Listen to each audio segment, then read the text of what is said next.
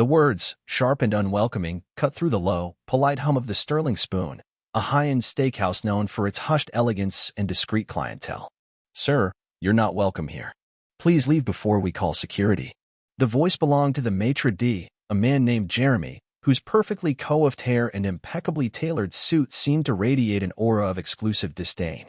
His tone, typically a smooth, almost unctuous murmur, was now laced with a thinly veiled irritation, loud enough for patrons at nearby tables to pause their conversations and glance up. All heads, adorned with expensive haircuts and expressions of mild curiosity, swiveled slowly towards the grand, ornate entrance. There, silhouetted against the ambient glow of the streetlights filtering through the restaurant's heavy glass doors, stood an old man. He was frail, his shoulders stooped with the weight of years, and his thin, threadbare coat, a muted shade of gray, was visibly darkened with rain. In his trembling, arthritic hands, he clutched a worn military cap, its brim softened by countless seasons and its fabric faded from its original dark green. His eyes, a cloudy, distant blue, were full of a disorienting mix of confusion and a quiet, weary sadness. He looked down at his scuffed, old-fashioned shoes, a faint blush of humiliation creeping up his weathered neck, a telltale sign that he felt every single pair of eyes on him. "I just wanted to sit down for a minute," he mumbled, his voice a raspy whisper, barely audible above the gentle clinking of crystal and silver. He didn't ask for much, just a brief respite, a moment of warmth away from the persistent damp chill of the late spring evening. Jeremy, the maitre d', leaned in, his smile a cruel, practiced veneer that barely concealed his true feelings. His voice dropped just enough to maintain an illusion of decorum, but the biting edge remained. "This is not a shelter, sir. This is a 5-star establishment. You need to go. We have a reputation to uphold." He gestured vaguely towards the bustling street outside, a clear dismissal. Behind them, the restaurant continued its symphony of opulence, the low, sophisticated laughter of well-dressed diners, the rhythmic clinking of cutlery against fine porcelain, the soft murmur of conversations conducted in hushed, confident tones, and the occasional burst of clinking glasses as toasts were made. The air was thick with the scent of prime-aged beef, expensive wine, and subtle, designer perfumes. No one, not a single patron, made a move to intervene, to offer a kind word, or to extend a hand in help. They simply watched, some with idle curiosity, others with a detached disinterest, content to remain within their insulated bubbles of comfort and privilege. However, in the far back corner of the sprawling dining room, tucked away from the main thoroughfare and illuminated by the soft glow of a strategically placed wall sconce, 6 men sat quietly around a large, polished mahogany table. Their presence was a study in contrast to the rest of the clientele. They had short, practical haircuts, devoid of elaborate styling, and their shoulders were undeniably broad, testament to years of rigorous physical training. They moved with a quiet, almost unsettling efficiency, each gesture precise and unhurried. Their collective demeanor exuded a calm, self-assured presence, the kind that spoke of deep inner strength and a complete lack of need to prove anything to anyone. These were men who observed rather than participated in the superficialities around them. One of them, a man whose dark, piercing eyes seemed to miss nothing, slowly set down his crystal glass of water. A faint, jagged scar, a thin white line, was barely visible just beneath his jawline, a silent testament to a past not shared with polite society. His name was Alex. He stood. His chair scraped softly against the intricate Persian rug, a sound barely audible amidst the restaurant's background noise, yet somehow it seemed to reverberate with a profound sense of purpose. Jeremy, the maitre d', who had just started to turn back to his duties, froze mid-motion. His eyes, which had been dismissive just moments before, widened almost imperceptibly as they caught sight of something on Alex's wrist. There, subtly visible beneath the cuff of his dark suit jacket, was an intricate tattoo, a stylized trident interlocked with an anchor. Navy SEAL. The recognition, swift and chilling, sent a jolt of apprehension through Jeremy. He knew what that symbol meant, what kind of men wore it. And then, another man at the table rose, his movements equally deliberate, then another, and another, until all 6 of them were on their feet. They stood in silent formation, still as statues, their collective gaze, intense and unwavering, fixed on the old man still standing forlornly by the entrance. The restaurant, which moments before had been a cacophony of gentle sounds, fell into an abrupt, almost unnerving silence. Every whispered conversation ceased. Every clink of a fork against a plate was suddenly amplified, then vanished. All eyes, from every table, were now riveted on the 6 men standing tall and resolute, and the old man they seemed to be silently protecting. It was as if an invisible, powerful force had swept through the room, compelling attention. One of the SEALs, a man named Ben, with a quiet authority in his bearing, began to walk towards the elderly man. His polished combat boots, despite their military heritage, made only a soft, rhythmic echo against the gleaming marble floor, each step measured and deliberate. The sound, though faint, seemed to fill the sudden void of silence. "Sir," Ben said, his voice firm, resonant, yet imbued with a profound gentleness, a quality rarely found in men who had witnessed the raw brutality of war. "Are you Staff Sergeant Raymond Douglas?" His question, though direct, carried an unmistakable tone of respect, an honorific unspoken but deeply felt. The old man, Raymond, blinked, startled by the unexpected address, by the sudden shift in atmosphere, by the sheer unexpectedness of being recognized. "Yes," he stammered, his voice still weak but laced with a faint glimmer of surprise.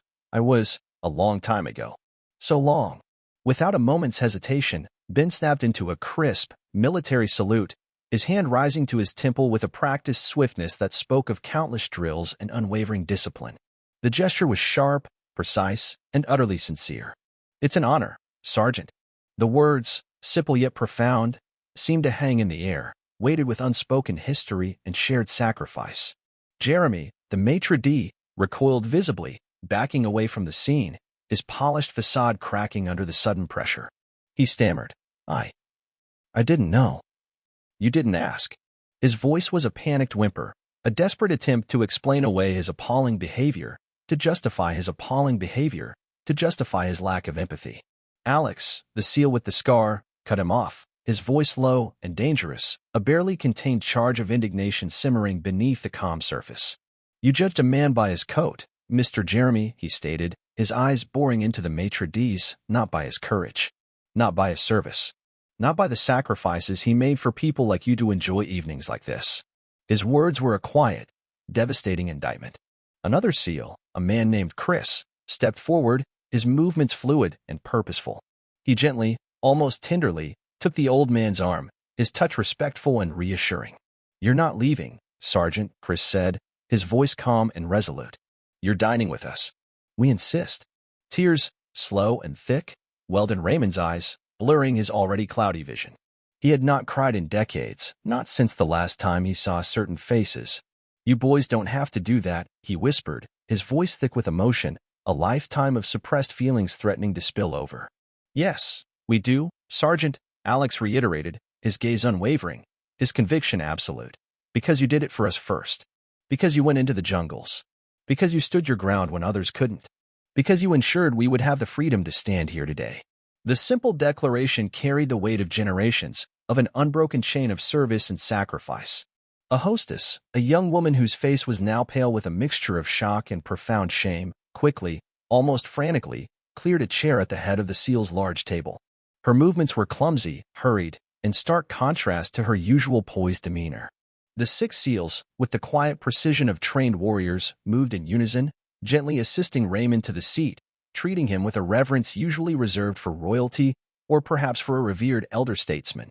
And in a profound, unspoken way, he was royalty to them. The maitre d', Jeremy, having been utterly exposed and shamed, vanished, retreating to the back of the restaurant, a ghost of his former arrogant self. Whispers, no longer hushed or polite, rippled through the stunned patrons, a low hum of curiosity, awe, and perhaps a touch of discomfort as they processed the profound turn of events. But the story had only just begun. The curtain had only just lifted on a drama far deeper than they could ever imagine. As the lavish meal unfolded, a symphony of expensive cuts of meat and aged wines, the 6 SEALs listened. They didn't just hear the words, they truly listened, their intense gazes fixed on Raymond, absorbing every nuanced inflection, every quiet sigh, every long pause. Raymond, initially hesitant, slowly began to share fragmented memories from his time in Vietnam. His voice, at first reedy and uncertain, gained a quiet strength as he spoke of nights spent shrouded in the oppressive, suffocating embrace of the jungle, the air thick with humidity and the unseen threats that lurked in the shadows. He spoke of the faces of brothers, young men, some barely more than boys, who never made it home, their laughter and their dreams silenced forever by the unforgiving brutality of war. He spoke of medals, shiny pieces of metal he rarely talked about, tucked away in an old shoebox somewhere, their true burden residing not on his chest, but deep within his heart, heavy with the weight of remembrance and unspoken grief. He didn't boast. There was no arrogance in his voice, no self-aggrandizement. He didn't ask for thanks, nor did he expect it. He simply talked, and they listened, their own experiences, though vastly different in time and technology, resonating with the universal truths of combat. One by one, these hardened warriors, men forged in the crucible of modern conflict, who had faced enemy fire, witnessed death up close, and buried their own friends, felt a familiar tightness in their throats, a burning sensation behind their eyes. They understood. They knew, with an undeniable, visceral certainty, that no matter how elite their training, how cutting-edge their weapons, how sophisticated their strategies, they were standing, metaphorically and literally, on the shoulders of forgotten giants like Raymond. The foundation of their own courage had been laid by men like him. Halfway through the dinner, the restaurant manager, a portly, balding man named Mr. Henderson, whose face was now a mask of nervous deference and overt concern, approached the table. He had been alerted to the incident by the now chastened Jeremy in a flurry of hushed whispers. He wiped his brow with a silk handkerchief, his eyes darting nervously between the old man and the formidable SEALs.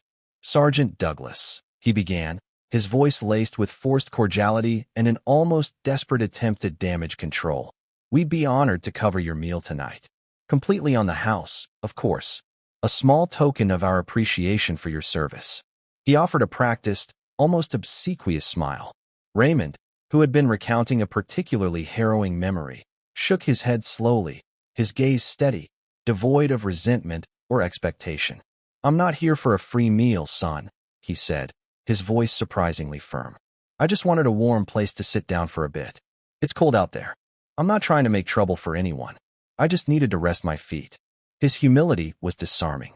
One of the SEALs, a quiet man named David, turned his head slowly, his eyes, usually intense, now held a cool, unwavering clarity. "He didn't ask for a handout, Mr. Henderson," David stated, his voice even and low. "He earned this. He earned every single thing he could ever ask for, and then some, simply by being who he is." Another SEAL, Mike, leaned forward slightly, his voice a low, gravelly growl that underscored the depth of his conviction. "Hell, we should all be paying him for this table, for the right to sit in his presence. What he did for this country, for all of us, can't be quantified by a meal." The manager, Mr. Henderson, visibly swallowed, his posture stiffening as he absorbed the weight of their words. "You're right," he admitted, his voice now genuinely humbled, devoid of its earlier insincerity. "You're absolutely right. I'm sorry, Sergeant. Truly." He bowed his head slightly, a gesture of profound respect.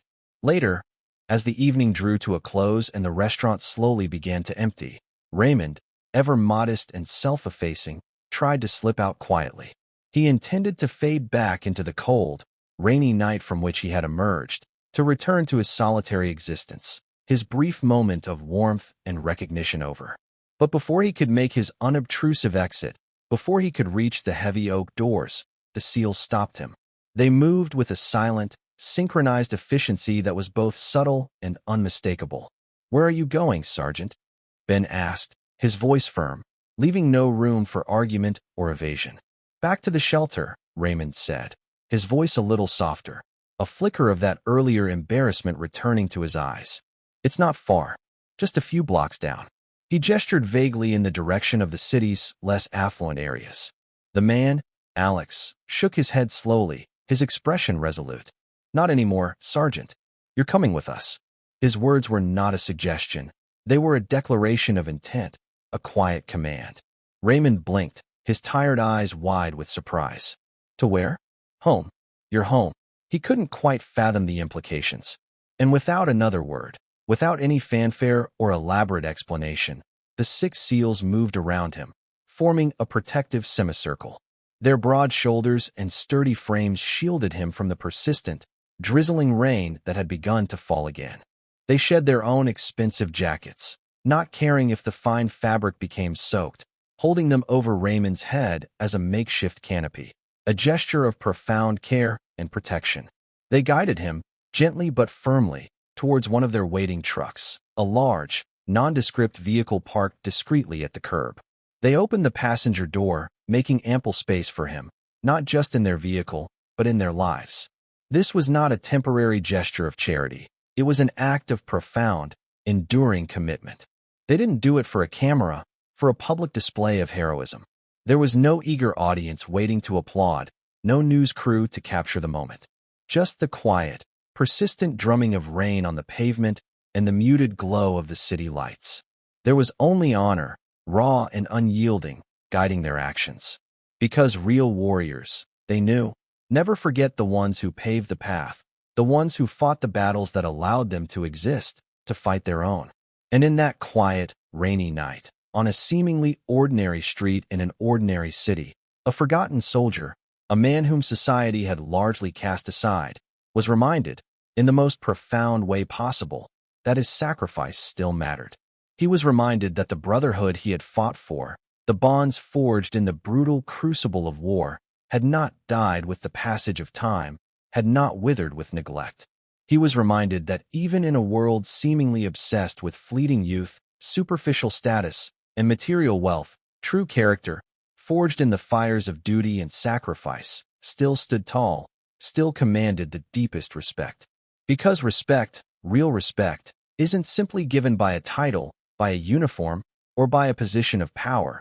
It is earned, painstakingly and often painfully, by sacrifice, by selflessness, and by unwavering courage. And sometimes, the loudest, most impactful act of heroism, the one that resonates most deeply, is found not in a shout, but in profound, unwavering silence.